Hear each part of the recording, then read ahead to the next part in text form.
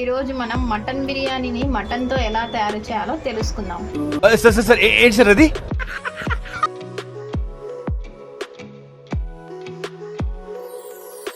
ముందుగా ఒక గిన్నె తీసుకొని అందులోకి ఆయిల్ని వేసుకుందాం.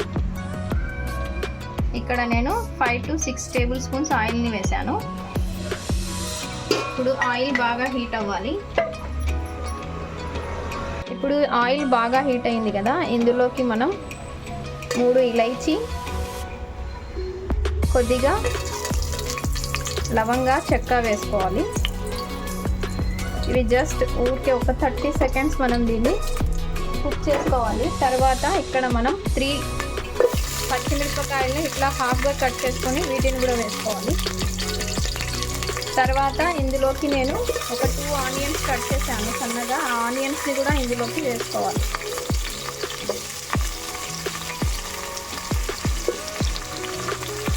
నేను ఇక్కడ ఆయిల్ వేస్తాను కదా, తర్వాత 1 టేబుల్ స్పూను నెయ్యి, దీన్ని కూడా వేస్తున్నాను. ఇప్పుడు మనం ఇక్కడ ఈ ఆనియన్స్, ఉల్లిపాయలను బాగా గోల్డెన్ కలర్ వచ్చేంత వరకు దీన్ని మనం ఫ్రై చేసుకోవాలి. ఇలా తొందరగా గోల్డెన్ కలర్ రావాలంటే మనం కొద్దిగా సాల్ట్ వేసుకోవాలి దీంట్లోకి. నేను మటన్ బిర్యానీ కోసం ముందుగానే మటన్ని తీసుకున్నా. ఇక్కడ 1/2 kg మటన్ తీసుకొని మటన్ని బాగా కడిగిన తర్వాత ఈ మటన్లోకి మనం కొద్దిగా అల్లం వెల్లుల్లి పేస్టు, ఒక ఉల్లిపాయ, తర్వాత 1/2 టమాటా, 4 పచ్చిమిరపకాయలు, అల్లం వెల్లుల్లి పేస్ట్, ధనియాల పొడి, ఆ తర్వాత కారం పొడి, పసుపు, టేస్ట్కి సరిపడినంత సాల్ట్, తర్వాత దీంట్లోకి కొద్దిగా ఆయిల్ని వేసి నేను ఆల్రెడీ దీన్ని కుక్ చేసి పక్కన పెట్టాను అన్నమాట. ఇలా మనం ఇవన్నీ వేసి మటన్ బిర్యానీ కోసం ఇలా ఫస్ట్గా మటన్ ఇలా కుక్ చేసి పెట్టుకోవాలి. నేను ఇవన్నీ వేసిన తర్వాత ఒక ప్రెషర్ కుక్కర్లో వేసుకుని ఇవన్నీ ఒక 10 విజిల్స్ వచ్చేంత వరకు దీన్ని కుక్ చేసుకున్నాను. 10 విజిల్స్ వచ్చినా మనకు మటన్ ఉడకలేదు అని అనుకుంటే మనం ఇంకా కొద్దిగా వాటర్ వేసి మటన్ ఉడికేంత వరకు మనం దీన్ని కుక్ చేసుకోవాలి. నేను రైస్ వచ్చేసి ఈ గ్లాస్తో 3 గ్లాసెస్ రైస్ తీసుకున్నాను కాబట్టి దానికి తగ్గట్టు ఆయిల్ వేసుకున్నాను.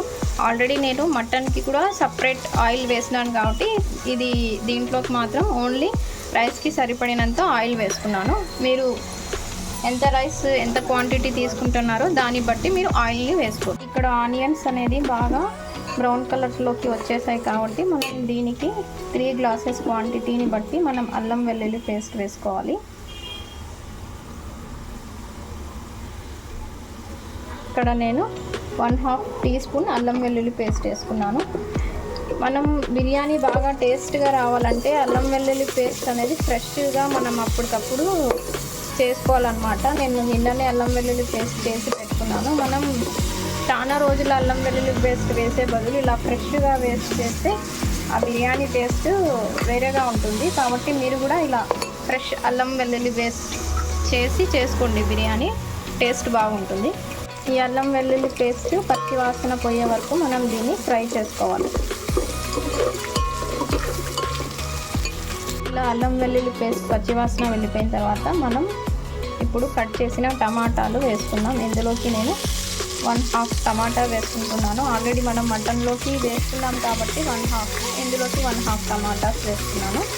ఆ తర్వాత ఇందులోకి కొద్దిగా మేథి, కసూరి మేథి, తర్వాత కొత్తిమీర,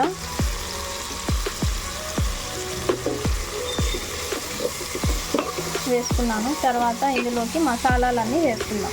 ఇప్పుడు ఇందులోకి 2 టీ స్పూన్ల కారం పొడి,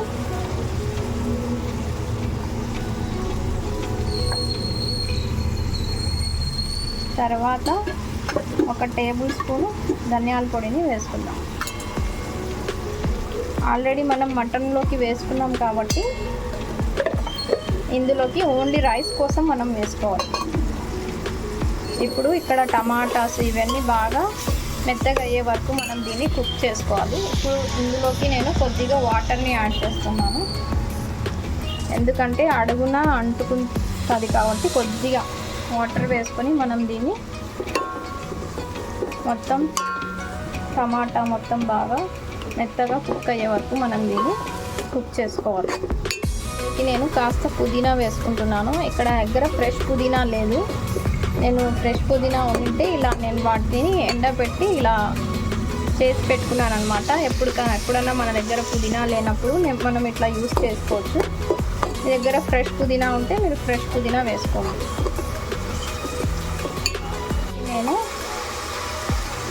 ఒక 2 టేబుల్ స్పూన్స్ పెరుగుని యాడ్ చేస్తాను.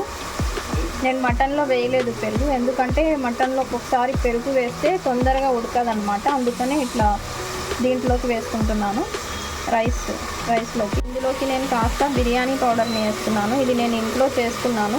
ఈ బిర్యానీ పౌడర్ ఎలా చేసుకోవాలనేది నేను సపరేట్ ఒక వీడియో చేస్తాను. చూసారు కదా, ఇలా ఆయిల్ మొత్తం సైడ్స్కి వచ్చేసిందంటే మనం వేసిన మసాలాలు, టమాటాలు ఇవన్నీ బాగా కుక్ అయిపోయాయి అన్నమాట.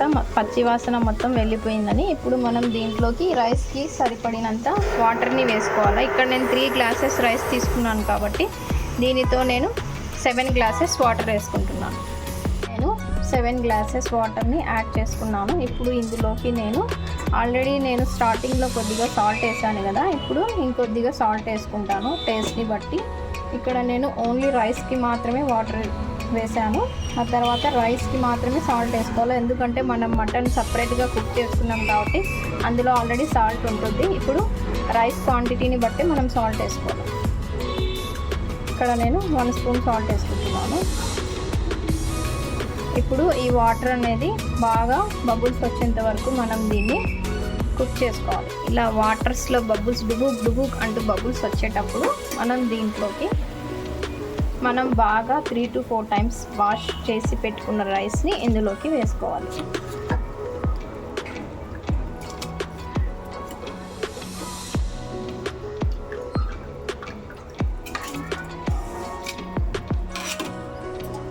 ఇలా మనం రైస్ వేసిన తర్వాత ఒకసారి మనం ఇలా తిప్పేసి తర్వాత లిడ్ క్లోజ్ చేసేసి రైస్ని కుక్ చేసుకోవాలి. 20% కుక్ అయింది కదా, ఇప్పుడు మనం చేసుకున్న ఈ మటన్ని ఇందులోకి వేసుకుందాం. ఇందులో చూడండి వాటర్ ఎక్కువగా లేదు, జస్ట్ గ్రేవీ ఉంది. అలా కుక్ చేసుకున్న తర్వాత ఈ మటన్ని ఇందులోకి వేసుకొని మనం మొత్తం దీన్ని కలుపుకోవాలి. ఇందులోకి వేసుకున్న తర్వాత మనం దీన్ని బాగా కలుపుకొని మొత్తం రైస్లో మిక్స్ అయ్యేటట్టు ఇప్పుడు లో ఫ్లేమ్లో పెట్టి వాటర్ అంతా వెళ్ళిపోయి రైస్ అంతా బాగా కుక్ అయ్యే వరకు మనం దీన్ని కుక్ చేసుకోవాలి. నేను ఒక కాటన్ క్లాత్ తీసుకొని ప్లేట్కి చుట్టేసి ఇలా దమ్ చేసేసాను. ఇప్పుడు చూద్దామా. వావ్, మన టేస్టీ మటన్ బిర్యానీ రెడీ అయిపోయింది. చూసారు కదా, పర్ఫెక్ట్గా కుక్ అయిపోయింది మన బిర్యానీ.